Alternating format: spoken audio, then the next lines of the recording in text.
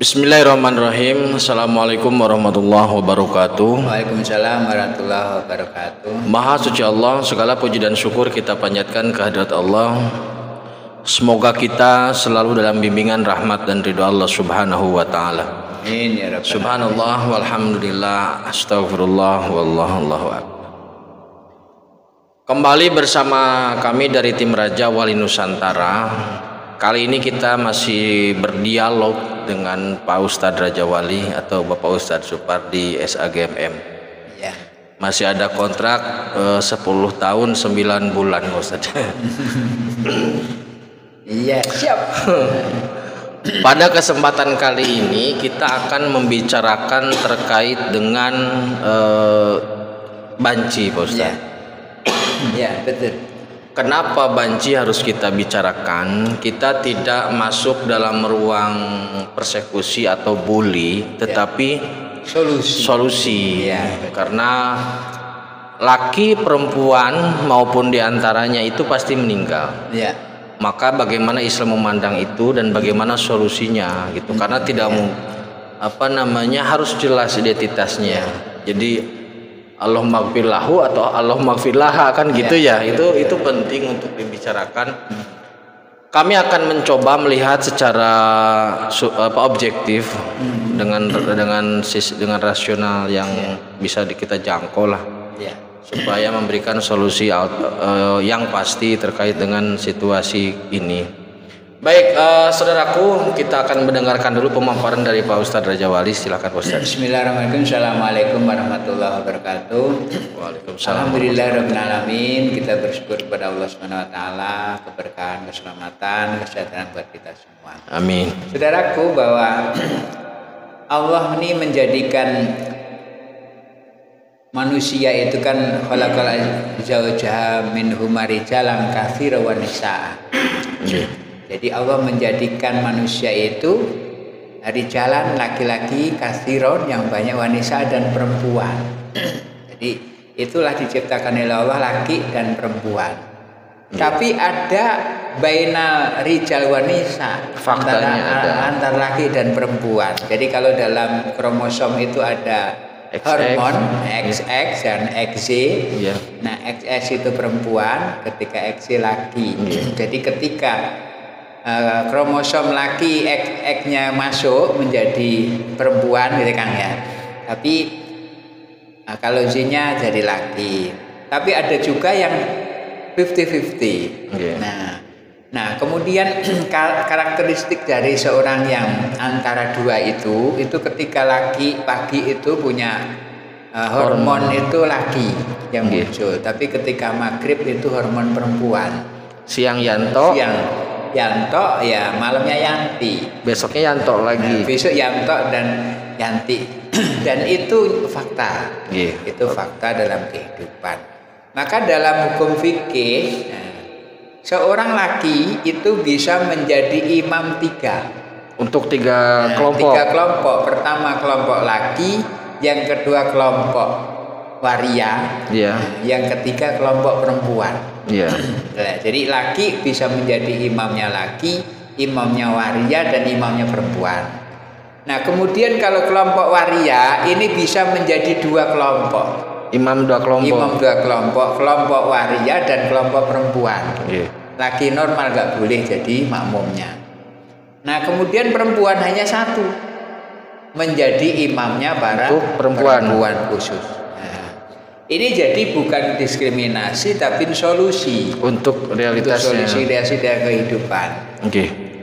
Maka saudara-saudaraku bahwa gini, ini ada fenomena bagaimana kalau seorang yang memang gendernya kromosomnya 50-50. Kemudian apakah itu menjadi satu kesalahan ketika dia menggunakan X dan Z-nya.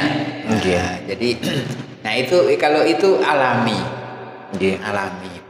Namun ada juga yang gini saudaraku semuanya, ada juga seorang yang memang laki menyerupai perempuan, dalam hukumnya kan nggak boleh kan. Jadi seorang laki menyerupai perempuan nggak boleh.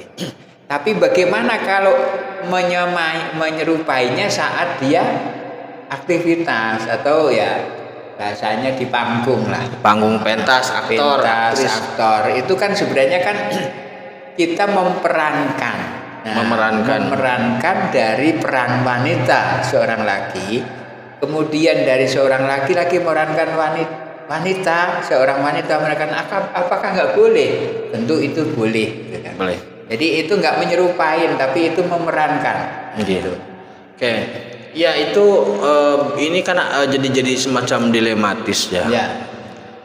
Membuat batasan ini agak sulit. Ya. Terus terang sulit. Beberapa waktu yang lalu ada kasus di televisi yang diberi peringatan karena memerankan perempuan. Ya. Dalam seni tradisi kita sendiri, Ustaz, yang saya tahu ada ketoprak. Ya. Di ketoprak itu biasanya perempuan jadi laki. Betul.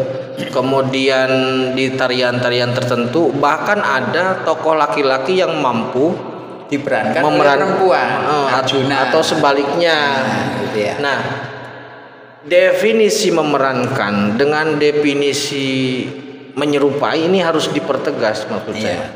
Jadi gini saudaraku, kalau definisi memerankan itu hanya saat di panggung. Turun panggung normal. Turun panggung normal. Identitas jelas. Identitas jelas. Itu peran. Jadi identitas laki. Tapi saat di panggung jadi perempuan karena dia seni peran. Gitu. Nah, buat yang X-nya sama itu sebenarnya sudah nggak masalah karena itu alaminya. Ini buat orang yang menyerupai. Nah, kecuali kalau penyerupaan ini yang tidak boleh kan di luar panggung dan di dalam panggung. Nah, ini pasti juga orang nggak akan mau gitu ya. Nggak respect gitu. Nah, kemudian ini kasus masih wajar, Pak Ustadz. Ya. Maksudnya begini, bukan wajar, maksudnya kita masih melihat bahwa orang ini sebenarnya ini identitasnya. Walaupun menyerupai. Kalau hanya sebatas aktor panggung, saya pikir selesai ya. Betul. Selesai. Kita kembali ke hukum fikihnya, Pak Ustadz. Seandainya orang yang menyerupai dalam kehidupan sehari berpakaian seperti lawan jenis lah, lawan jenis padahal tidak sedang berakting, tidak sedang di panggung. Nah, itu masih bisa diidentifikasi lewat KTP ketika dia meninggal. Nah, kalau pergantian kelamin gimana, Bos? Transgender. Saudaraku, sebenarnya gini. Yang tidak diperbolehkan dan tidak bisa dianulir oleh hukum itu transgender. Mengganti kelamin. Mengganti alat. Vital kelamin. Kenapa? G. Pertama, hilang fungsi.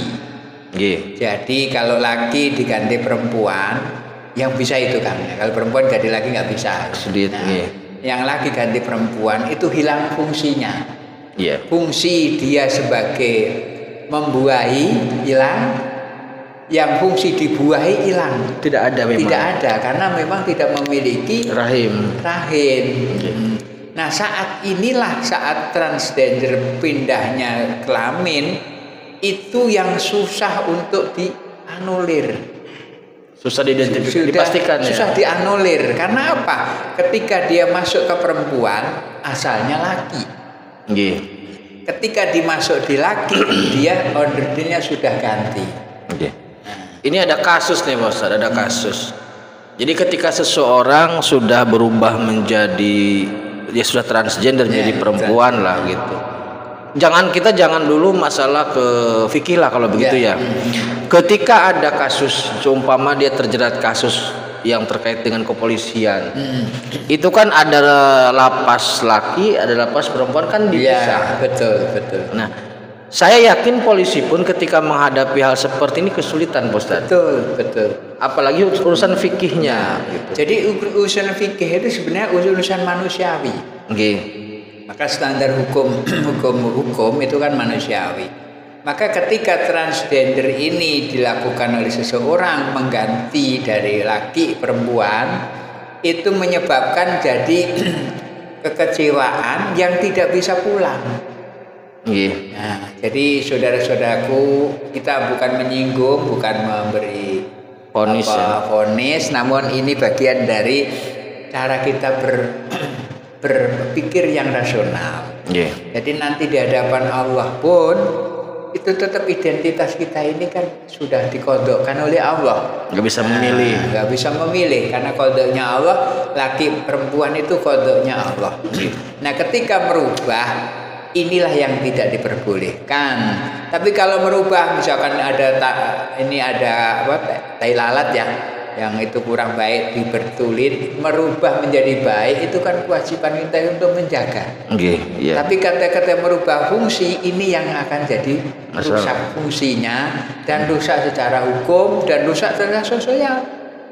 Kemasyarakatannya juga terjadi susah. Dan lebih ini lagi, lebih bahasanya lebih enggak sebenarnya enggak sedap ya. Andaikan hubungan itu sudah jatuhnya hubungan laki dengan laki, karena memang tidak bisa membuahi sejenis ya. Nah ini yang efeknya lebih jauh ke sana. Nah, bagaimana solusinya? Kira-kira solusinya yang pertama, bagi yang sudah terlanjur, lanjutkan kehidupan, berbuatlah baik, karena itu bagian dari yang sudah tidak bisa dikembalikan lagi. Iya. Namun buat yang belum, jangan sampai terjadi. Dan itu pun kalau kita taubat minta sama Allah, insya Allah selamat. Nah, selamat itu kaitannya dengan individu, bagaimana kita amanu wa amilus sholih. Itu kan yang utama sebenarnya itu. Jadi kalau ada kesalahan yang memang sudah dilakukan, itu memang nggak bisa ditambal karena memang berbuatnya sudah merubah, maka solusinya tetap amanu wa amilus sholih, itu jadi selamat. Oke. Jadi saudaraku, sekali lagi terkait dengan transgender ini, jika itu adalah peran panggung, maka itu tidak ada masalah. Betul. Karena itu seni peran. Kemudian jika ada perubahan gender atau sampai operasi kelamin lah bahasa mudahnya, itu yang merusak struktur identitas. Betul. Itu yang merusak hukum fikihnya. Bagi yang sudah, tambahlah atau selamatkan diri dengan aman. Bagi yang belum, berhenti. Jangan mengharap seperti itu, karena itu luar biasa penyesalan. Betul. Oke, terima kasih saudaraku untuk bahasan tentang waria ini seperti itu. Terima kasih, tetap tingkatkan iman dan amal soleh. Akhirul kalam. Assalamualaikum warahmatullahi wabarakatuh. Waalaikumsalam warahmatullahi wabarakatuh.